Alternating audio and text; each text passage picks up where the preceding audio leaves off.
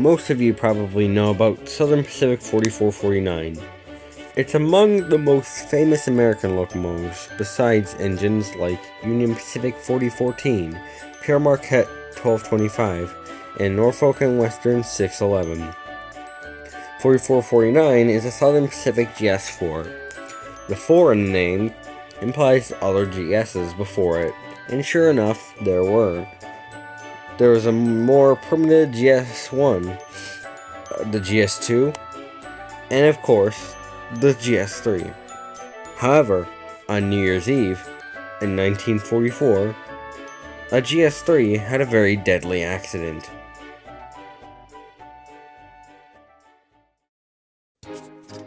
On December 31st, 1944, the Southern Pacific Limited Service was split into two halves. Half 1 being headed by Southern Pacific GS3 number 4425, and half 2 being headed by Southern Pacific MT4 number 4361. The first half departed at 4:38 a.m., while the second half departed at 4:50 a.m. Meanwhile, a quote-unquote unusually long and heavy freight train, whose engine is unknown, suffered a hotbox, which is when a wheel develops a flat spot and drags along the rail. The first half of the Southern Pacific Limited Service had to slow down to pass the freight train, which had stopped until the problem was fixed. But the second half was unaware of the problems and was flying down the line at full speed.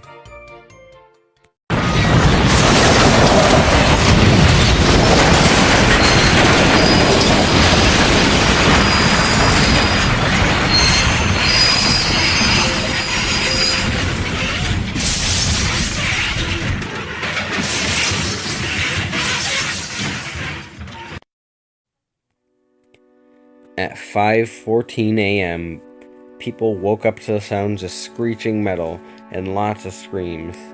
As quoted from the Ogden Standard Examiner, the force of the impact sent another sleeping car smashing through the dining car, and further ahead slammed one coach into the wooden coach ahead of it.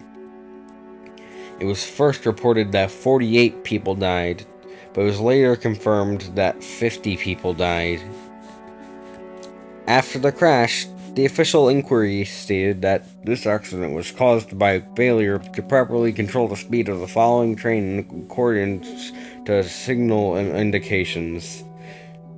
Even though the engineer of the second half applied the brakes, the engineer's body was in a spot indicating he had been incapacitated or unconscious before the collision. It's thought that he had heart failure before the crash. So what's the lesson? There doesn't need to be one. It was a complete accident as far as I can see. Accidents happen, but that's okay.